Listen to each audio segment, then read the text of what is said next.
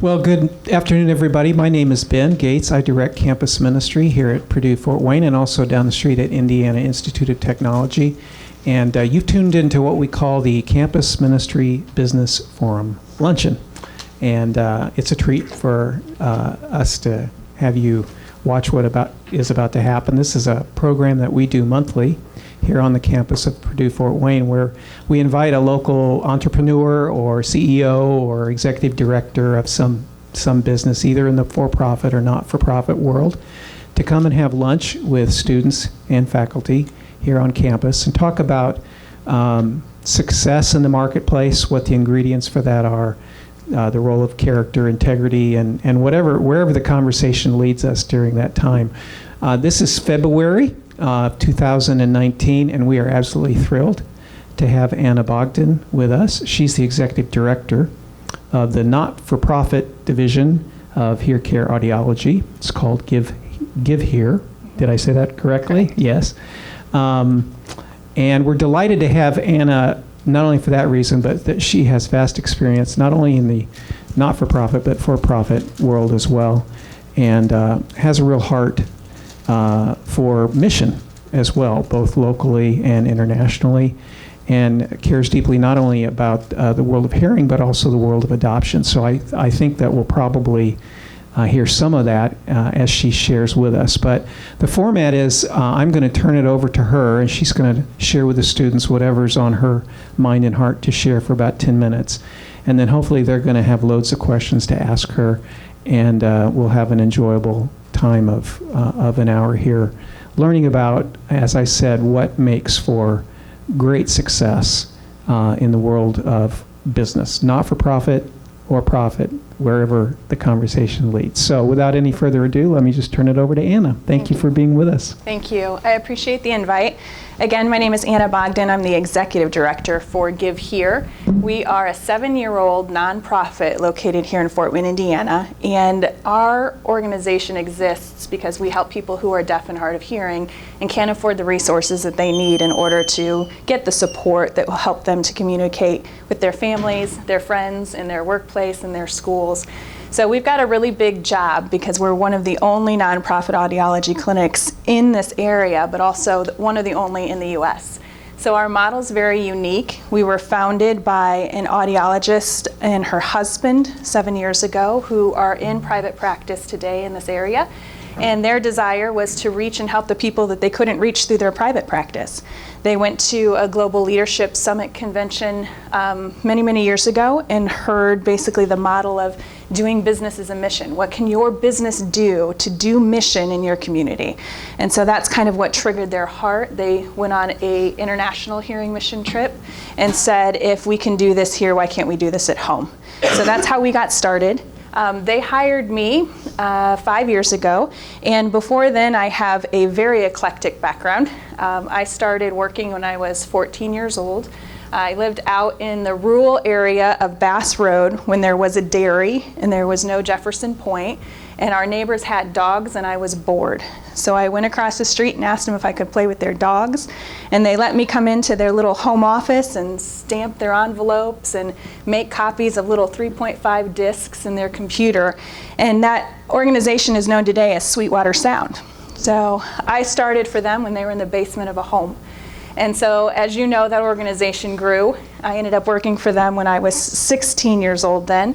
And my very illustrious job was to shred paper all day long, because Sweetwater is a very green company, and they wanted to make sure that all of their packing material was recyclable. And the way they did that was they collected everybody's paper at the end of the day, and then I would sit in a chair and I would shred it all day long and fill up these big bins of shredded paper. And there was very often people would come back and talk to me, and they would come under the ruse of handing me some paper. So they'd come up, hand me some paper, I would shred it, they would talk to me. This went on all day long. And one day the owner's wife came up to me, handed me a piece of paper, and I put it in the shredder, and she lunged across my lap, screaming, "No!" reaching for the paper and trying to desperately pull it out of the shredder. And I was terribly confused, but she was laughing so hard she couldn't tell me what the problem was. So I waited, and eventually she calmed down and she looked at me and she said, "Anna, you just shredded your paycheck." And that was what I jokingly say was my entrance into the nonprofit world. Shred, shred, shred. But from there, I've done a lot of different things, all in business administration, worked for a lot of startup companies, and also had the opportunity to do a lot of mission work, both locally and globally. And so all of that kind of came together when I started at Give Here. They were a very young nonprofit who had an incredible mission, incredible heart. They were the only ones doing what they were doing, and so they had a really good model of how to do it, but they just had no infrastructure.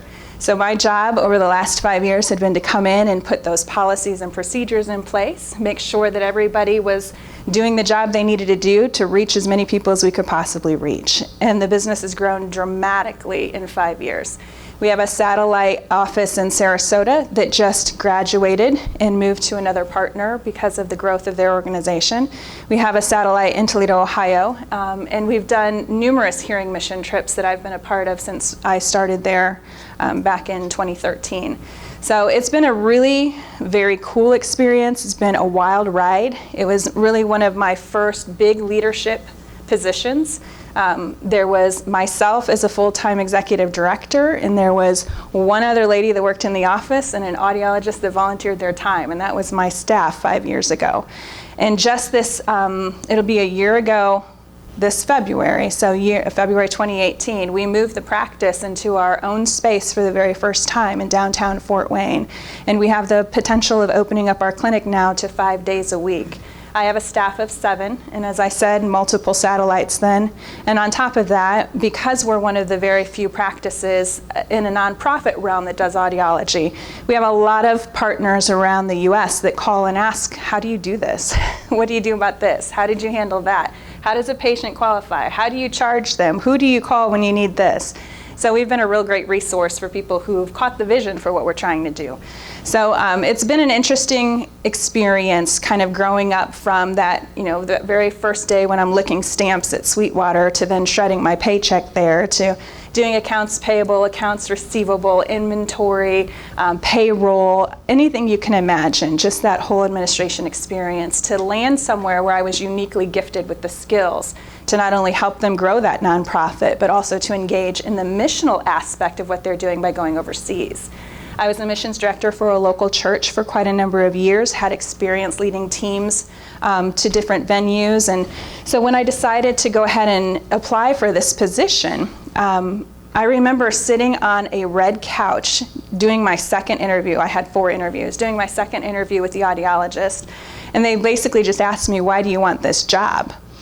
And I sat there and I asked myself, why do I want this job? I don't know anything about audiology. I don't know anything about hearing loss. I don't have hearing loss. What am I going to bring to this organization that's going to make a difference? And I knew in my heart the answer as soon as I asked myself the question. And the answer for me was that I believe that Christ came to give us the opportunity to have a life of abundance. And if something is holding people back from experiencing that life, I want to be there as a part of the reason why that barrier is removed. So for the people that I'm supporting through my work at Give Here, they have a barrier of hearing loss.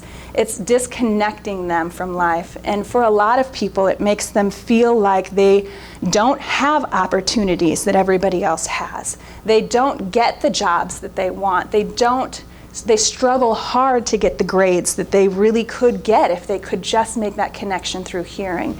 And parents are struggling trying to raise kids who are deaf and hard of hearing when it's not their world. So one of the things that I knew I could do was come in and try to remove those barriers, because I deeply believe that people should have the opportunity to engage in life at its fullest. And my very first example of that is a brand new ED.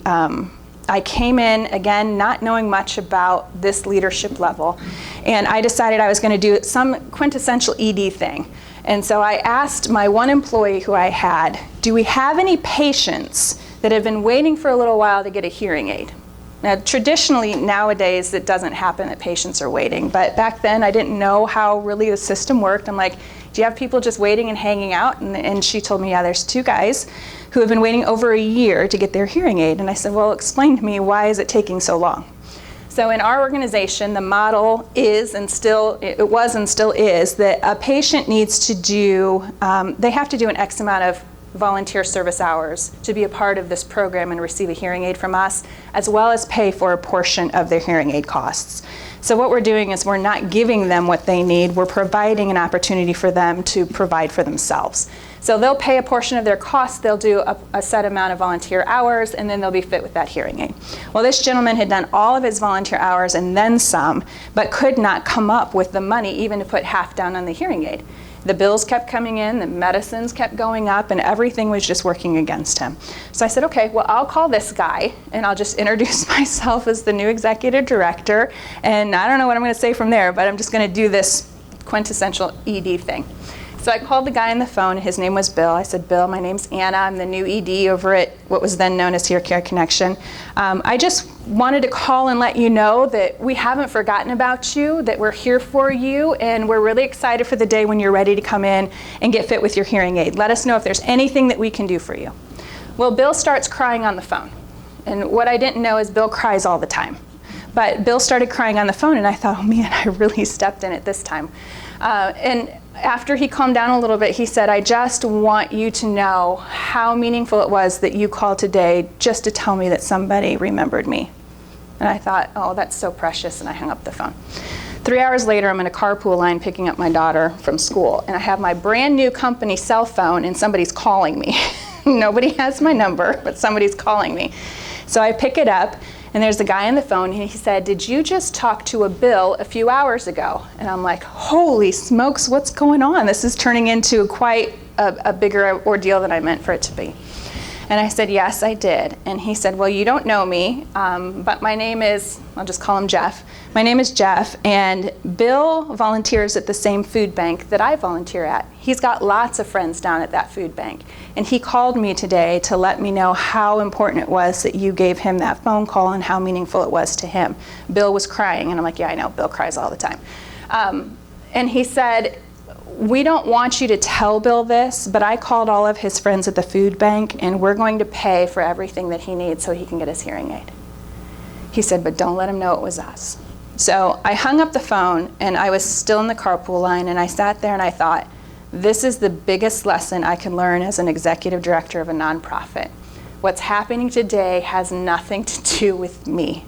I did not buy that man's hearing aid. I did not befriend that man. I didn't do any of the things necessary for Bill to get to where he was. But the community that we provided, because we spoke up and said, Bill needs something. And the community that came around him provided for what Bill needed. And that's how I've walked out my executive director experience. That my job in the nonprofit is not to be the hero. My job is to say, hey community, somebody needs you. And hey somebody, this community can help you. And so that's kind of how I have approached my role in what we do every day, is by just raising and lifting up those who are in need of service so that people around them can come and surround them and provide for them. And that's one of the biggest things I learned when I was doing mission trips years ago. And it was one of the things that has transpired over into all of my different roles since then. But I think it really is meaningful when you catch a glimpse of what community can be, and when you can embrace that community to help somebody else. So that's kind of a little bit about my background, where I come from, why I do what I do. There's lots of ups and downs in leadership. There's lots of ups and downs when you do startup business. And I've been, again, a part of the startup at Sweetwater at a very low level, but you feel the effects of startup no matter where you are. I worked for a startup engineering company in their accounts payable department. Worked for a startup church, and now in this startup nonprofit. And the challenges are the same regardless if it's private, if it's for profit, or if it's not for profit. Business is challenging.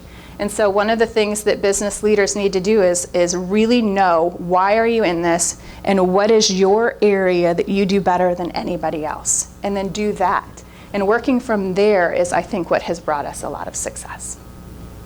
So as an executive director within this non-for-profit business, obviously as a non-for-profit, you have to work around not having as many resources as maybe a more traditional company would have.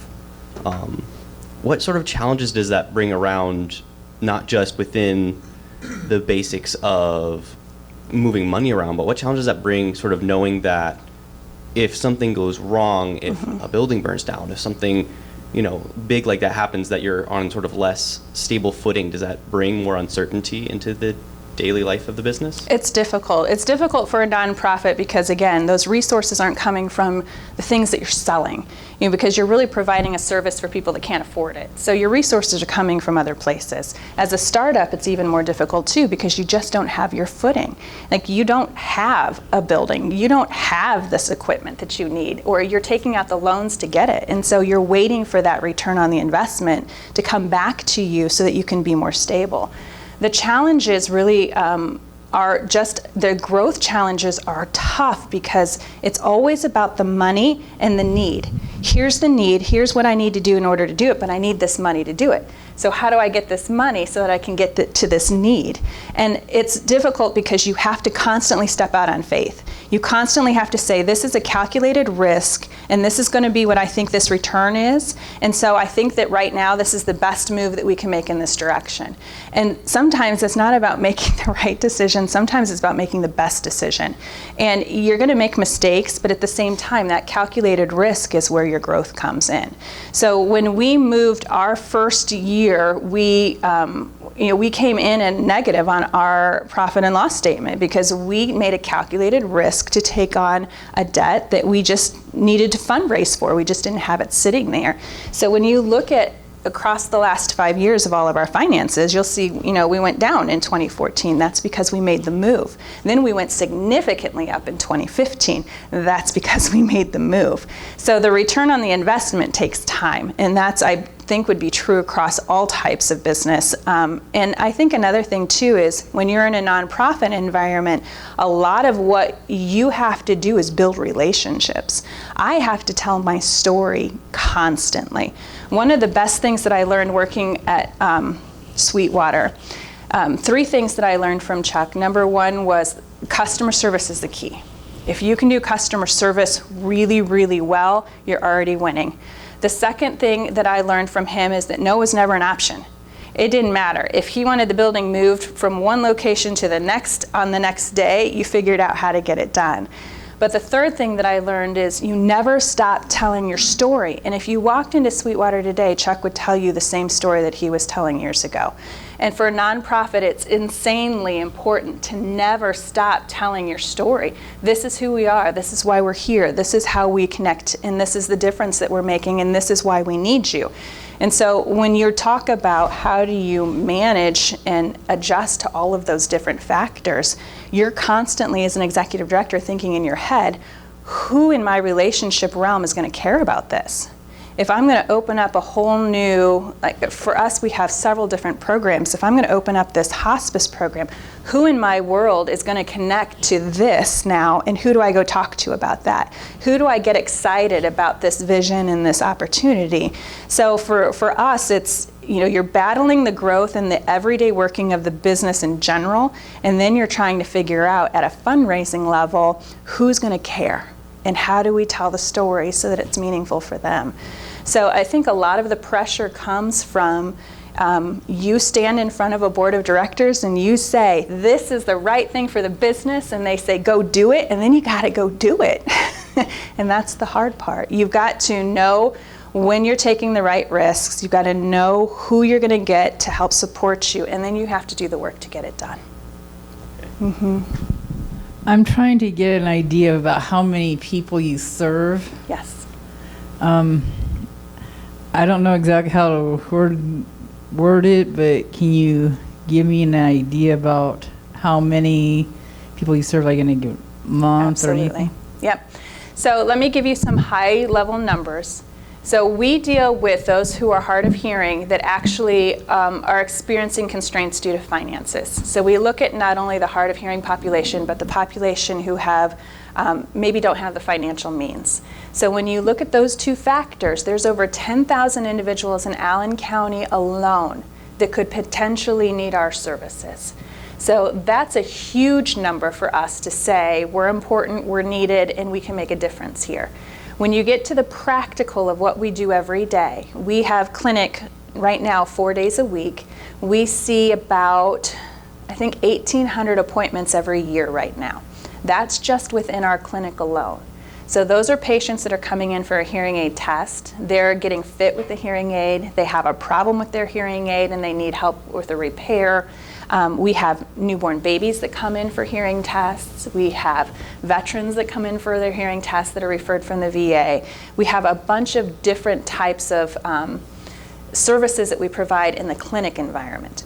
So you take that as one sector of what we do. Then we have our community outreach, which is another 2,500 people that we can reach every year. That's when we do 1,000 preschool screenings because we're trying to catch hearing loss at an early age before it interferes with any kind of language or educational development. So we do a lot of preschool screenings. We do a lot of community screenings at health fairs. And then we have smaller programs where we support people who are in the hospice, that they are currently on hospice and are in need of hearing health care, or they're going through cancer treatments and their cancer treatments have damaged their hearing, so they're in need of hearing health care.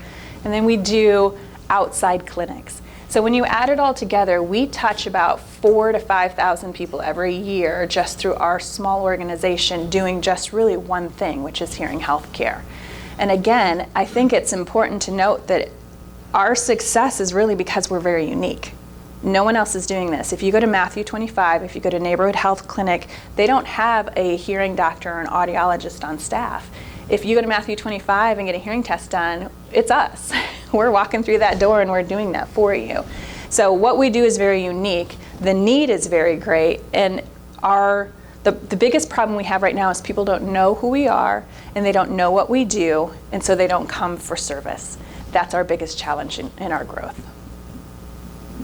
Can I pick up on that just for a second? I was thinking about, I know we have one student here who's in marketing, but you were talking about, full disclosure, I'm an executive director for a not-for-profit as well, so I understand a lot of what you're talking about, and you were talking about the importance of telling your story. Yeah. Now, how do you get that out from a marketing standpoint as a not-for-profit? Maybe you could talk about that a little bit. Yes, and we've had a really unique challenge. So I'll start with our challenge and I'll let you know where we are today. So our challenge is that we were started by the owners of HearCare Audiology. They named us HearCare Connection.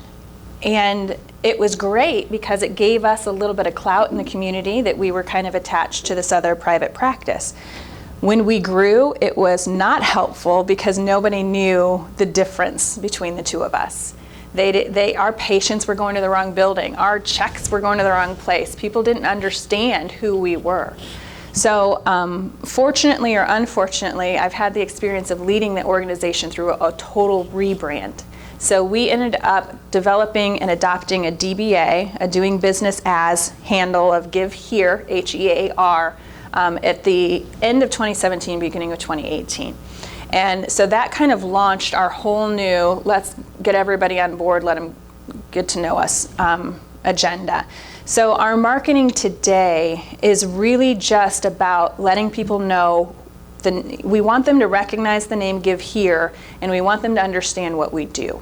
Those are our only two agendas. And it's hard because when you have some creative marketing people, they're always coming up with these campaigns and these themes and these ideas, and how do we wrap that around, and whose face do we put on it, and all of that is well and good, but if they don't even know who Give Here is, it doesn't matter if we come up with a really fancy campaign, because they're not even going to connect what we do with who we are.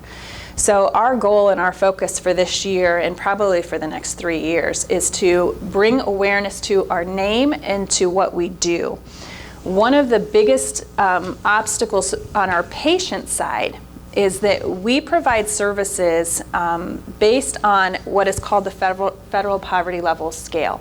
So the federal government has a scale that says if you have this many people in your household and you make this much money, you fall on this level of poverty in the US. What we do, and what a lot of social service agencies do, is we use that scale to qualify families. So if you make too much money, we don't serve you at our clinic. But if you make this much money, then you only pay this amount. If you make a little bit more, you pay a little bit more, up until you get to the top of that scale. And for us, the top of that scale is 250%. It's a lot of ambiguous information to tell you that most social services don't go up to support families that are families of four but make maybe $60,000 a year.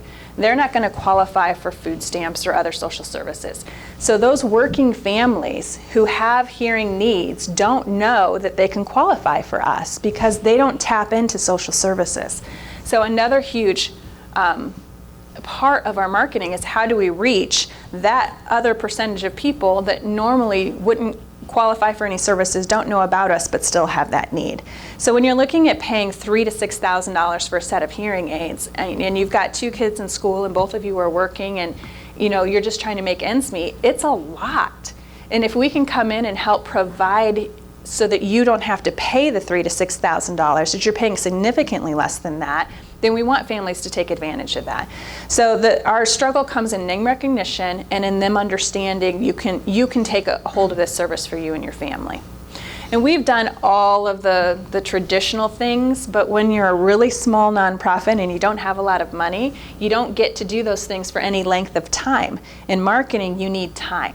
So if we ran an ad campaign, we ran it for a month. If we put out a print piece, we only put it out once. If we did a billboard, it was just for one event. So all of that was just a splash in a really noisy community. And so it's just not getting picked up. So this year, we're making a conscious effort to make sure that we have multiple engaging ways of getting our name out there through different platforms. And for us, we don't even know what the right platform is yet. Like for some people, TV works. For some people, newspaper works. For some people, internet works. We don't know what works for us, and it's a huge challenge. I was listening to a business podcast recently about Panera Cares cafes, and I have always promoted them as a wonderful example of business ethics. And what this podcast involved a discussion with a consumer behavior professor, and of the 6 that were started, 5 shut down. And Panera's experience was that it didn't work nearly as well as the founder Panera, who's extremely loving towards the poor, wanted it to work out, including people who could clearly afford food, taking advantage of pay what you feel you can pay, all the way down the line. I know that hearing aids are much different than buying sandwiches and coffee, but the part of maybe the epilogue of it was that the debate was raised whether it's simply better to give things to people in need than to try to ask them to figure out to pay what they feel they can pay. Can you tell us about the variables that you deal with in determining how to, forgive me, like charge or Correct. Establish a pricing mechanism for people Absolutely. in need of hearing care? Absolutely. So one of our big proponents is that free globally doesn't work. What it does is it just devalues what they're receiving, and then in turn, it never becomes something that they need. It's just something that they have. So when we started, that's kind of where we came from. And we wanted to engage them in 2 ways. One, we wanted to engage them financially, and second, we wanted to engage them in who they were as an individual, which is where the volunteer hours come into play. So the whole idea behind it is that they're doing something for themselves or their families, and we're just here helping to mitigate some of those obstacles that they can't get over. My founder, and I'll tell this story very quick, her mom experienced a bout with cancer, and my founder would tell you growing up, her mom wasn't an overly joyful person, but she was at the hospital, and she had been there for an extended stay, battling this cancer, and the founder had called her mom one day to check in, and her mom was just so joyful and so happy, which was totally different than how she had experienced her mom growing up. And she said, "Mom, I just have to ask, you're in the worst spot you could be in right now, especially dealing with this health issue. Why are you so happy?"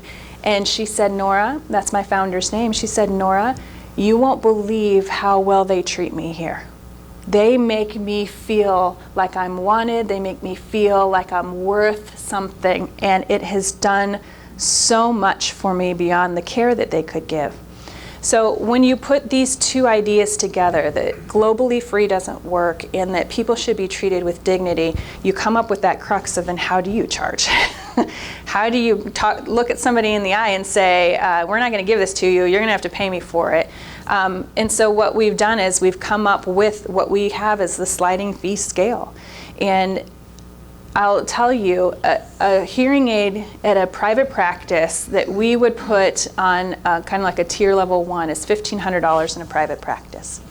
You will pay $150 if you're at the poverty level when you come into our office. And that's very hard for patients to do. $150 is hard. So what we ask is that they put $75 down, and then we come up with a payment plan, and they pay $5 a month for as long as it takes to get the hearing aid paid off. But what it's doing is it's treating them with dignity in that we're saying, we're here to partner with you, but this is your responsibility, and we want you to engage in this process. What that does is it makes them really good hearing aid wearers.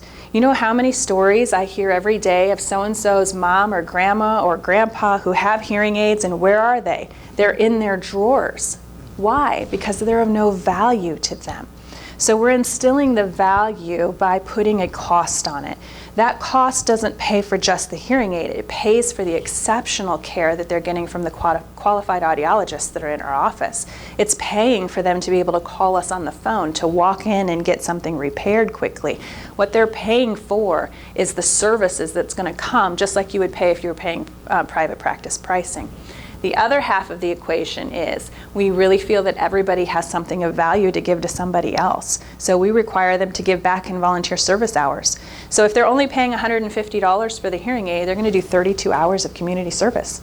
And they can do it by themselves. They can engage their family or community or their church or a student group or whatever to do those volunteer service hours with them to get to their total amount.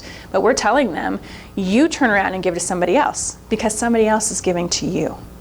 And what that does is builds the community part of what we're trying to accomplish. So now they have a hearing aid, which is a physical thing that they needed, but now they're also building community, which is a holistic thing that they need.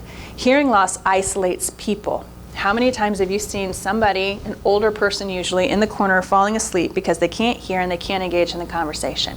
When we force them, and for some people it feels like forcing them, to go out and do volunteer service hours in the community, they have to step out of what was their comfort zone as a hearing impaired person and have to start re-engaging in life. And that's the difference I think that our organization makes that's probably different from a lot of other places. It's not the act of doing the thing that we do, it's the way that we're engaging those patients. Because then they come in knowing that not only are they of value to us, but they're of value to this community that they're in.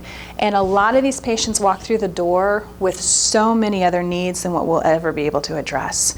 They don't have food at the table. They don't have gas money to get around. There's grandmas and grandpas raising grandkids and they can't clothe them. And we don't provide any of that. But when we connect them to their community, they find those other resources. So I think anytime you do service work, for me, the most important thing is to come at it from what can this community give and how do we engage the people that we're serving in this community. Let's put it over into an international mission trip, and this is something that they'll teach you if you go through any kind of mission training. You walk into that community and you engage the local, at the local level, doing whatever it is you want to do. Because when you leave, that service should still be there. That community should still be there. Those people should be able to reconnect with those people that helped them when we did that mission trip. So being local, being intentional, and valuing what other people have has been really a key for what we do. And it is tough, and people don't agree with us.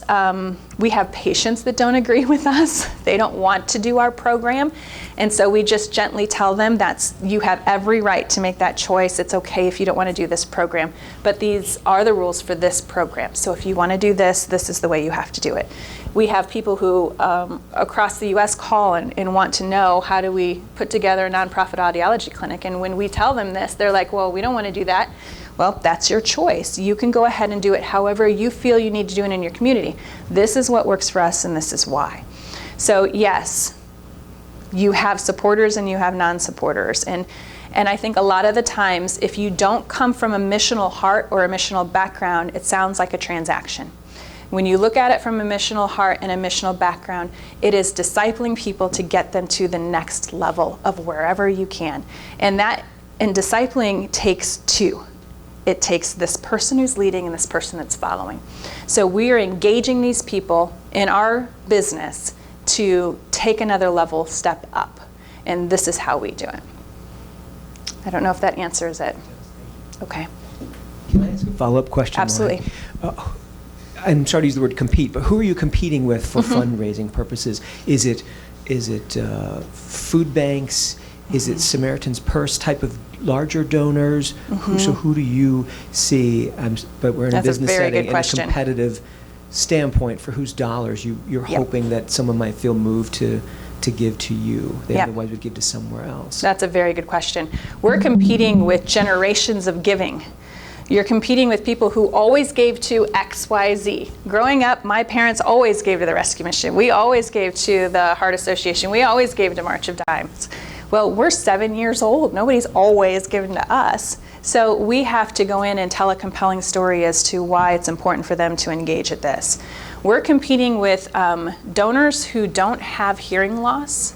And so for them, it's not something that they know, they don't have any idea of what that means. When you say, can you help this child who needs food, they know what it's like to be hungry. Everybody's been hungry here. They know everybody here's been cold before. Everyone's here has maybe been without a vehicle and had to hoof it somewhere. I mean, we all have some experience that we attach ourselves to when we become affiliated with any kind of charitable outreach. And for us, it's hard for us to explain to people what it's like to experience hearing loss. But everybody knows what it's like to feel left out and feel lonely and to feel isolated. So we try to connect with that. Other funding issues that we have is as a small organization, you've got that whole argument of how much percentage of your finances go to operations versus go to your actual program. And we have that argument all the time in the charitable world. Well, so-and-so has 92% of all their funding goes to their program. Yeah, because they got 7,000 people and $900 million, and so it's easy for them to build their program because they have infrastructure. When you don't have infrastructure, you need to hire an executive director, you need to buy computers, you need to get somebody in to do your accounting work, and those aren't program related. And so the argument for larger donors especially is what percentage are you at? And so we have to keep that tedious balance, and we have to say, okay, well, this is where we're at. We're doing better this year than we did last year, but here's some things I want you to think about, Mr. and Mrs. Donor, because I'm sitting here today because somebody's giving. Same thing at a foundations level. So our income is basically, I would say 30% foundations. We're well-funded foundation here in Fort Wayne. So we've got a lot of foundations who are looking at us and saying, you're unique, we like you, you're in healthcare, we'll give to you. So 30% comes from that. I have about another 25% that come from program income, because not only do our patients pay, but their insurances will pay for some of the services that we provide. So we've got some of that. The rest of it is coming through events and individual and corporate donors. And Fort Wayne is event littered. Like, you can go to an event every day of the week if you wanted to, maybe sometimes twice. And if you don't have a strong following of people, individual donors, people who care about your mission, people who know about the hearing loss, getting people to come to events is difficult. And so you're constantly battling that culture in this community of, okay, who's having what event, and whose event is the most fun or most well known, and everybody goes to the Rescue Mission event, everybody goes to Big Brothers and Big Sisters. We got to stay away from those. We can't plan our event anywhere near them, otherwise nobody's going to show up. So those are some of the struggles and challenges we have as a young organization. But I will say, on the flip side, Fort Wayne is very generous. You can find people who care and who give. You just have to continue to tell the story and get out there. And that's tough. And it takes an engaged board of directors, because we're very small. We don't have a huge marketing staff. We don't have a huge marketing budget. It takes the engagement of the staff, the board of directors, and our patients to really tell our story. And that's been the hardest parts. If one of us in the room wanted to start a nonprofit, what are the 3 steps that you would recommend to focus on to actually get started with a nonprofit? Very good question, and I'll tell you the first thing I tell everybody. Make sure nobody else is doing it. Because if somebody else is doing it, then you should go talk to them and see how you can help them do it better. There's no need to compete. There's no need to have 1,400 clothing banks where you're all going to the same donor trying to get the same money, because you're not going to get it. Make sure that you're doing something that's unique and valuable. Number 2, make sure you understand what purpose your organization has so that you can tell that story. If you are like us, we're fitting hearing aids, but our purpose is to reconnect people to their community. Our purpose is greater than sticking a hearing aid on somebody's head. So make sure your purpose is greater than the thing that you're doing. And then, I don't know what my third one would be, except for as a startup nonprofit, you need to really be serious about engaging your right board members. People who are going to work, network, and bring resources to the table that's going to help you start. And that's the same for any business. You need a good networking group to get that business up and off the ground. So you mentioned earlier you have the satellite offices in Sarasota and Toledo. I was just slightly wondering if you could explain slightly more if they differ from you in any program ways and how you guys went about. I know you probably founded them through the audiologies, but how you went about helping setting them up from the executive director standpoint. Very good question. So I call this the great debacle of 2014. That's when we had this really great idea that we were going to try to come up with some way to spread what we do across the nation. And I still think it's a really awesome idea. We were under-resourced to do it. So we went through a lot of discussions. Do we start an affiliate program? Do we open up a satellite? Do we just have them hire us and we give them consulting advice so they can do it on their own? And the people that we were meeting were private practice owners who were kind of at the end of their private practice career and wanted to do something of legacy and of importance in their community through the skills that they already had, which was audiology.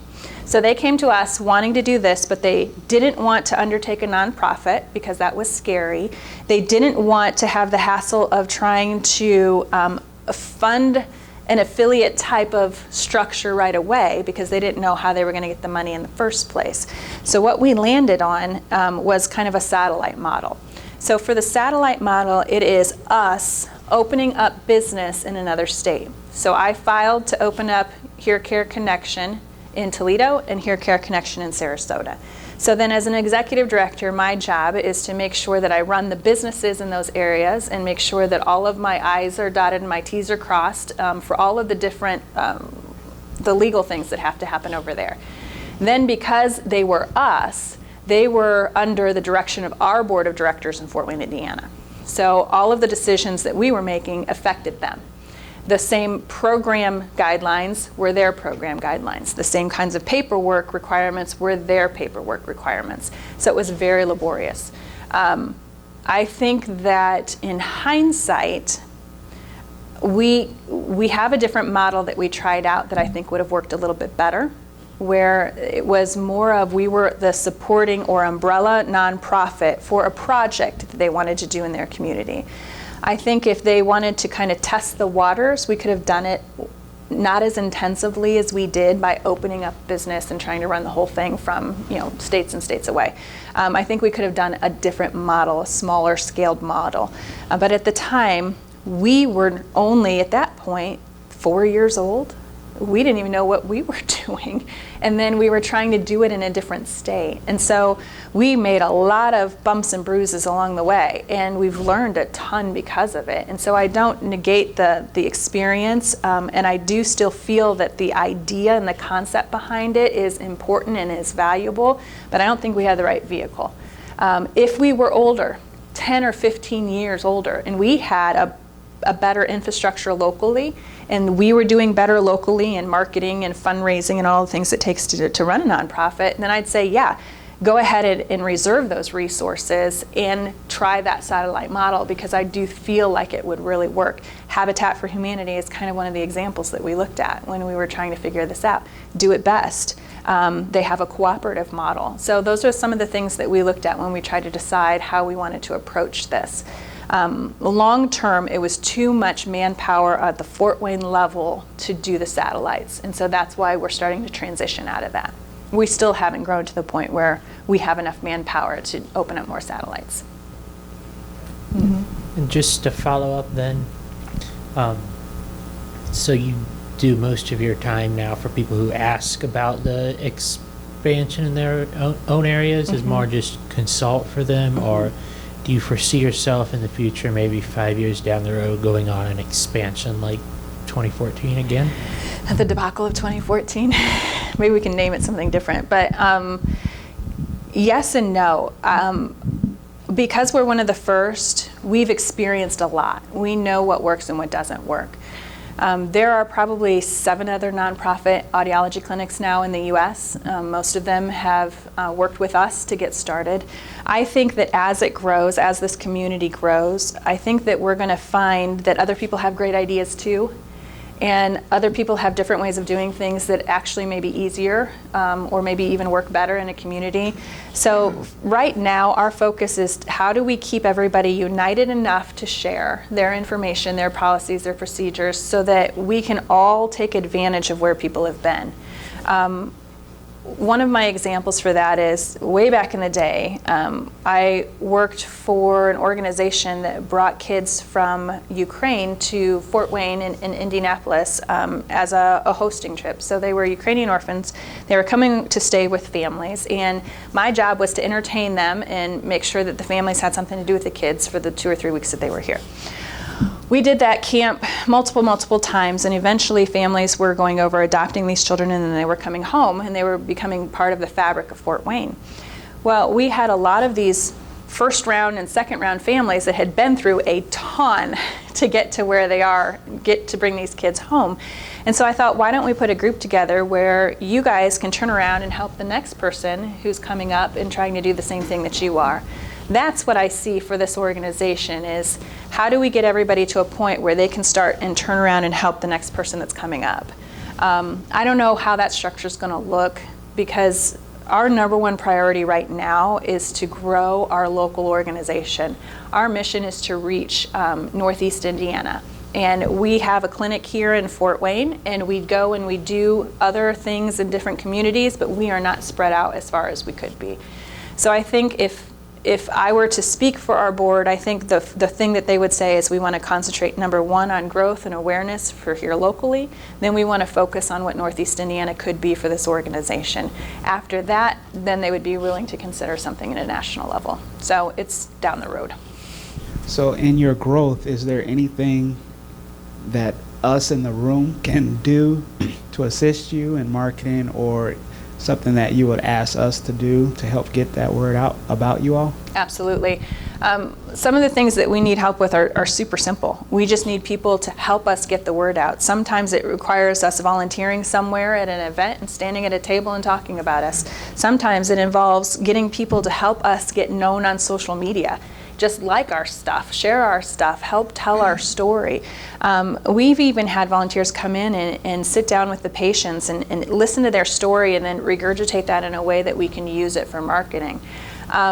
In business, come in and look at our budget and the way that we prepare that budget and help us come up with better ideas of how to address some of these places where we're stuck. Help us come up with the policies and procedures or revamp the policies and procedures that we have.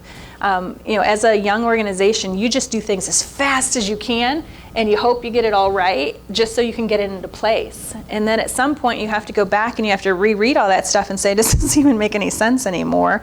Is this even accurate anymore? And so having eyes on it like that is extremely important. The faster you move, the harder it is to do anything with excellence. So having the support base come on and say, okay, what do you need help with? Well, today I need to break out my budget for each of my individual programs. Well, I'm not going to be able to have time and go back and do that today. So having somebody there that knows about that can help sit down, ask some questions, and give me something that I can work with, that's important for us. It's important for us to have people who are trained on answering our phones and can come and volunteer for a couple hours. It sounds simple, but at the end of the day, what I've learned is every simple aspect of doing business and all of my different jobs has combined and put inside of me what I've needed to do this job. And so all of those little things help me to go to my next career goal. Step by step, line on line, precept upon precept, we're getting to where we need to go. So in the nonprofit world, nobody owns your business. You have a board of directors that shepherd the business. Their responsibility is governance, which means they're basically in charge of making sure that everything's being done properly. Finance, which means they're in charge of making sure that the organization is a good steward of the donated monies that are coming through the door. And then they're also in charge of the executive director, so the leadership of the organization. At those levels, they make decisions about the movement of the organization. I work for the board of directors. My staff works for me. So what happens is I go into a meeting and I go, okay, board, here's everything that we have on the table that we need to do. Here's the money we have. Here's the decisions that we need to make. I know what decisions I intrinsically make as a leader, and then I know what decisions they need to make in governance, finance, and in staffing for myself. And then they tell me what they want to do. So here's a good example. Our program is limited to people who qualify for us based on their finances. We would like to open up the program, we meaning my staff and I, would like to open up the program for anybody who has a child with hearing loss, because we have a pediatric audiologist and one of the few pediatric audiologists in Fort Wayne. If we were to do that, we would break the rule that you had to have a certain income level in order for you to come to this clinic. So those are the kinds of questions that go to the board, because those are policy questions. Those are procedure questions. Now, if a patient comes in and they're like, well, you know, and this has happened, we have patients who are living in their car, how do we determine what level of financing they get for this program? That's not a board question. That's a me question. So we have to delineate what goes to the board and what stays with me. The challenges in working with the board of directors is that they are not in the day-to-day operation of the business. So they don't remember everything that you told them 2 months ago. So when you come to the meeting next time and you like, remember when we had that conversation? They don't remember.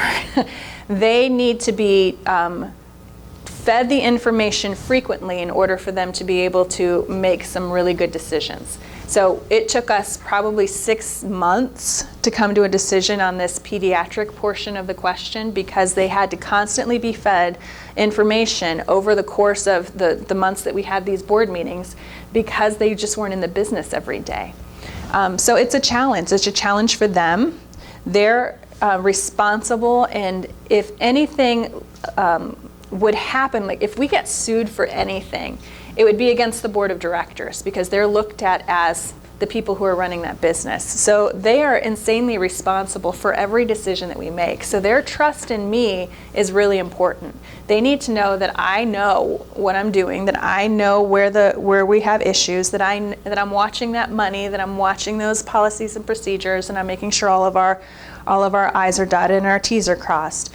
So they have to have a trust in me, and then I have to turn around and have a trust in them that they're going to make the right decision for the organization based on the information that I provide them. So my job is to help them get an understanding of our challenges, our threats, our opportunities, our weaknesses, and then all of a sudden they can make a decision then, and then we can turn around and make some movement in the organization. So it's very slow going in my experience, which is a little bit different when you're a private owner. You make the decision and the next day it's done. It doesn't happen usually that way at that kind of a level. Our board of directors meets every other month, so 6 times a year for an hour and a half each time. Do the math. So they know they've spent that much time in the organization and they're making the biggest decisions of the organization. So my role with the board is the most important role that there could be. I'm the one that is there to make sure that they have everything they need to make the decision, and then I'm supposed to carry out everything that they've decided to do. So the way that I like to look at it is I'm the go-between between my board and this community. My job is to go out and tell the community this is what our organization does, and then I'm supposed to go back to the board and say, okay, we've made this commitment that we're going to do this for the organization. Now tell me how you want to get it done. So what makes your board decide to expand, add the numbers out of curiosity, or how do you recruit for the board of directors? Make them expand what? I'm sorry? Recruit Board whether members? whether they recruit board members or just expand out of necessity. Is there anything in particular you look for when recruiting board members, or the board looks for in general? Absolutely. So we have a document that's called a board profile, and you'll see it in a lot of nonprofits. Basically, what it does is it puts every board member in a spot, and then it lists a bunch of different qualifications. Does this person know anything about real estate? Do they know anything about banking? Do they know anything about marketing? Do they know anything about whatever? Are they in a church? Are they on another board? Do they have financial resources? Can they get financial resources? And then the board member goes and he checks off everything that applies to them. And then what you do is you take that board profile and you see where your biggest holes are. Like, we have nobody on our board that's under 25. You could say that's a hole or not a hole, but it's a thing. We have nobody on our board that is in real estate. And when you're getting ready to look at buildings because your organization wants to move, you're going to need somebody who knows something about real estate. So you look at that board profile, number one. Number two, you also look at what your organization does. We're a hearing industry. We should have audiologists on the board. We should have speech pathologists on the board. We should have maybe hearing aid manufacturers on the board, people that make sense to our industry. One of the best pieces of advice I received many, many years ago was a third of your board should be networkers, a third of your board should be resources, people who can write a really large check, and then a third of your board should be the people who know how to do what you're doing. So when you look at board makeup, you want to get that good round number. And then sometimes people come on the board for a special committee or for a certain time for a certain reason too. I'm afraid we're out of time, but I want to thank Anna for coming today. That was Thank wonderful. you. I hope you all got a lot out of this, and it will be helpful to you as far as your career plans and goals going forward. So we'll be doing this again in March and also in April. We have a financial consultant from Thrivent coming here in March. And then the owner of Chick-fil-A in April is going to come and talk to us about that particular industry. And I hope that we'll have Chick-fil-A sandwiches that day to eat too. So anyway, and thanks for anybody who has been watching this at home. We're grateful for your interest as well. So thanks. Have a great day.